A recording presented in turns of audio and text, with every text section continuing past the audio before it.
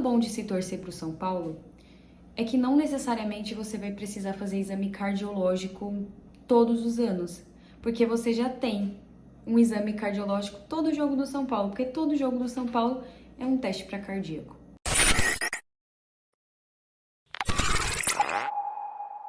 Pessoal, acabou agora, Botafogo e São Paulo.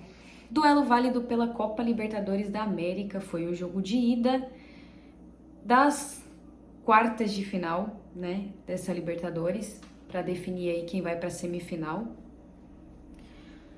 Gente, eu tenho tanta coisa para falar, se vocês acharem que eu tô meio tonta, meio tananã, é que esse jogo fez isso comigo. Eu não sei como foi aí com vocês, não sei como vocês assistiram, mas eu tive a sensação em alguns momentos desse jogo que meu coração tava batendo assim, 130, sabe? Chegando nos 130, 140. Eu achei que eu fosse bater as botas, mas graças a Deus eu tô aqui, tô firme, tô forte, pronta pra próxima.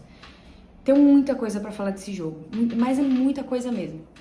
O Zubeldia surpreendeu na escalação, ele preferiu colocar um time mais defensivo. Inicialmente eu entendi o que ele queria fazer, porque de fato o Botafogo tem um time muito ajustado. O Botafogo tem um time que sabe não definir as jogadas, mas sabe conduzir as jogadas, né? É um time bem entrosado, é um time encaixado, é um time muito qualificado. Não à toa está onde está, disputa o que disputa esse ano, porque o Botafogo realmente é um time bom, gente. Assim, pra mim, eu não tenho, nunca vou ter problema em vir aqui e falar, por exemplo, que um time atualmente faz uma temporada melhor do que o São Paulo. Eu não tenho problema nenhum em falar isso, nenhum mesmo, assim, meu clubismo, as pessoas falam, meu clubismo não me permite fazer isso, o meu permite, porque às vezes a sensatez é melhor do que a ilusão, né? Então a gente já foi para esse jogo sabendo que seria um jogo difícil. E pra mim, o único resultado que eu não queria seria a derrota. Porque jogar contra o Botafogo é muito difícil. Jogar com um placar em desvantagem se torna mais difícil ainda, né? Justamente pelo Botafogo ser um time muito bem qualificado. Mas vamos lá, o Zubeldia surpreendeu na escalação. Ele colocou 3 zagueiros. Então, o Sabino entrou ali para fazer a tríade, né? Para fazer o trio de zaga: Arboleda, Alan Franco e Sabino.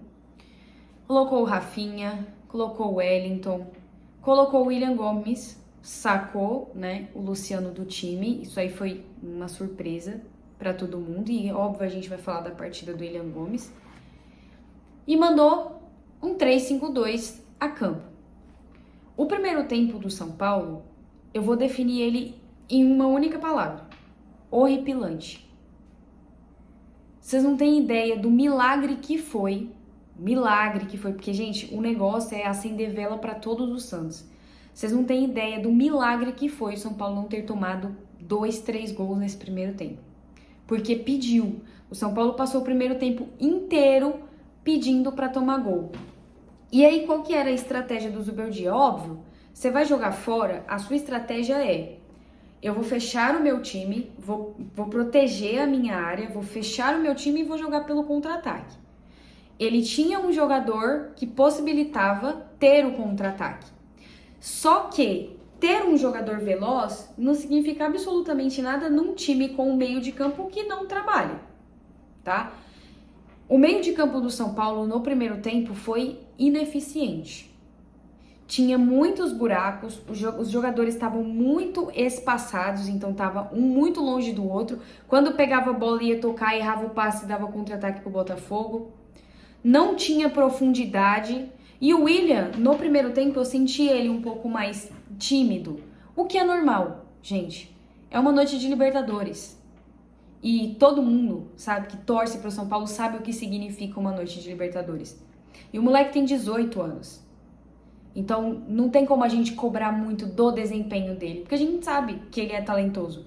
A gente sabe disso. Só que aquele esquema não favoreceu a ele. Por que não favoreceu? Porque não adianta nada você sair, pegar a bola, sair do meio de campo, sair driblando todo mundo e não ter ninguém para tocar a bola.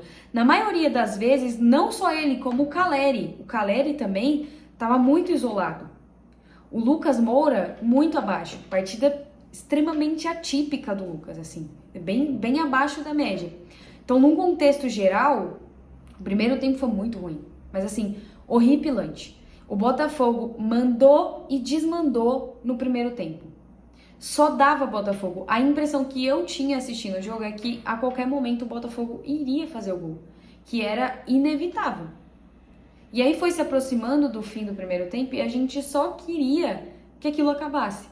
Naquele lance em que o Botafogo meteu 2 bolas na trave em sequência, eu falei, gente, não vai. Ali, naquele momento, deu a minha virada de chave. Eu falei, não vai. Não vai, porque a gente sabe quando o time não vai fazer gol. A gente, como torcedor, a gente sente. Eu senti isso no jogo contra o Atlético Mineiro, tanto que eu falei pra vocês. Eu falei, poderia deixar o São Paulo 50 minutos jogando que o São Paulo não faria gol. Eu acho que isso aconteceu com o Botafogo. Foram muitas chances empilhadas, mas assim, uma atrás da outra, uma atrás da outra, uma atrás da outra. Porque o São Paulo realmente estava muito mal. Arboleda, pra mim, fez uma partida ok, fez uma partida boa, né? Conseguiu se destacar na zaga, porque o Sabino algumas vezes deslizava, errava, o Alan Franco também, apesar de achar que o Alan Franco foi bem inseguro, né? Mas o São Paulo cedia muitas chances para o Botafogo, e o Botafogo começou a, de fato, empilhar as jogadas. Era 30 minutos, o São Paulo não tinha chego uma vez sequer no gol do Botafogo. Eu me arrisco a dizer que o John nem precisou trocar o uniforme. Nem precisou, porque o uniforme dele deve ter entrado e saído limpo. Porque o São Paulo não levou perigo no primeiro tempo. E o que isso diz pra mim? Claro que era estratégia, eu sei que era. Só que nesse momento aqui agora, eu vou usar o meu lado um pouco mais fanática pra falar sobre isso. Eu entendo a situação. Eu entendo que é um jogo de Libertadores contra um time que no momento, atualmente, faz uma temporada melhor do que você, joga mais encaixado do que você, apesar de que nas 4 linhas isso pouco importa, se o time tiver vontade para fazer alguma coisa. Eu entendo as circunstâncias de você querer segurar o resultado e você querer segurar o empate de ser o melhor resultado, porque você vai decidir na sua casa. Eu entendo perfeitamente.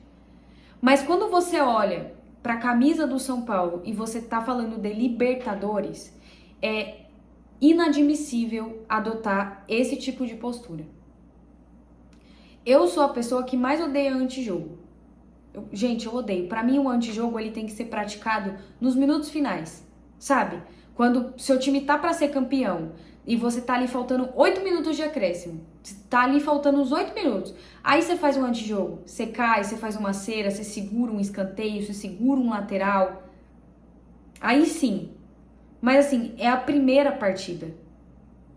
É inadmissível você jogar pelo São Paulo tendo toda a mística da Libertadores, porque chega a ser engraçado, sabe? Eu vi um vídeo hoje de um botafoguense.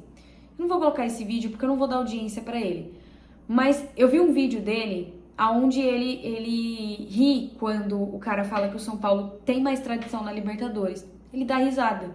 Ele dá risada e a frase que ele fala é: pô, que tradição é essa que nos últimos anos ficou de fora? E eu falo pra ele, ele não vai ver esse vídeo, mas eu falo pra ele: tradição não é isso. Eu acho que, assim, pra você é difícil saber o que é tradição, porque o Botafogo não tem nenhuma. O Botafogo, em toda a sua história, disputou 6 Libertadores. O São Paulo, várias. O São Paulo é tricampeão dessa competição. Isso é tradição. Isso, exatamente isso é tradição. E pode acontecer na semana que vem de São Paulo ser eliminado? Pode. Futebol é isso. Mas o mínimo que você tem que ter quando você vai comentar futebol é entender do time que você está falando. Você ter o culhão de abrir a boca para você falar que o São Paulo não tem tradição na Libertadores sendo botafoguense é um disparate.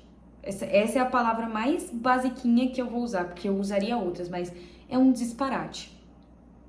Então, assim, você olhar para a camisa do São Paulo numa noite de Libertadores e você achar normal o São Paulo entrar com essa postura covarde, acuado, com medo, chamando o Botafogo pra cima, não é normal. Pra mim não é normal. Ah, mas o que você queria, Johanna, que o São Paulo jogasse exposto? Não, não queria. Nós tivemos muitos problemas no primeiro tempo, muitos problemas. O Vitinho tava deitando e rolando na lateral do São Paulo. O Luiz Henrique não apareceu tanto, mas quando aparecia, deitava e rolava. Porque não tinha proteção. Não tinha proteção nenhuma. O Botafogo teve 3 jogadas parecidíssimas que foram chutes de fora da área. Nenhuma foi parada pela zaga do São Paulo, pelo sistema defensivo do São Paulo. Nenhuma. O São Paulo estava jogando com 3 zagueiros. No primeiro tempo teve uma jogada, bem no comecinho, que o jogador do Botafogo cruza para a área. Não tem ninguém marcando o cara do Botafogo. Ninguém. Tem 3 caras aqui e um jogador do São Paulo aqui e um jogador do Botafogo no meio sozinho. Qual que é a lógica? Um esquema com 3 zagueiros esburacado desse jeito. Então, assim, primeiro tempo horripilante do São Paulo. Horrível. No segundo tempo, não demorou muito, ele fez substituições. Porque o Botafogo, eu percebo no Botafogo que eles não conseguem manter a mesma intensidade que eles promovem no primeiro tempo. Eles não conseguem manter. E aí o Botafogo deu uma caída no segundo tempo. Claro que não perdeu a qualidade, mas deu uma caída. E aí nisso que o Botafogo deu uma caída, o São Paulo se ajustou em campo. E quando o Zubeldia fez as substituições, que ele voltou para o 4-4-2, o time melhorou. Os jogadores se aproximaram mais e o São Paulo conseguiu levar perigo ao Botafogo, até chegou a perder gols que, eu repito, não se perde. Assim como eu falei do Lucas no primeiro jogo contra o Atlético Mineiro, eu falo do Caleri agora. Você tá jogando quartas de final da Libertadores, fora de casa, contra um adversário forte, e você tem a bola do jogo no seu pé e você chuta pra fora, é indefensável. Caleri é ruim, se torna bagre por isso? Nunca. Nunca. Caleri faz muita diferença, porque não é só em gols, ele se destaca em fazer pivô, em ajudar, em pressionar. A gente vê a entrega dele, só que não pode perder. Não pode. Esse é o tipo de gol que você não perde. Independente do que aconteça, você faz. Ponto. São Paulo perdeu chances também, poderia ter saído com um resultado até melhor, o empate é ótimo, é excelente, porque a gente vai decidir em casa, mas poderia ter saído com um gol, sabe? Poderia ter trago pro Morumbi um gol. Mas não, desperdiçou. Assim como o Botafogo. Enfim, basicamente é isso, gente. Acho que ponto positivo, não tenho muito o que destacar desse jogo. Acho que talvez Arboleda. Ponto negativo, Bobadilha. Pra mim, eu não consigo achar justificativo pro Bobadilha estar no time ainda tendo o Marco Antônio no banco. Não consigo, gente, desculpa, não consigo. Não consigo achar justificativo. Bobadilha pra mim é -1. Assim, ó, -1. Mas é isso. Vivíssimos na Copa Libertadores da América. Semana que vem é decisão. Semana que vem é no Morumbi. Semana que vem a torcida vai fazer a parte dela. E aqui do lado de cá a gente espera que o time também faça dele. Porque se jogar futebol, a gente sabe que tem condições, mas precisa jogar futebol.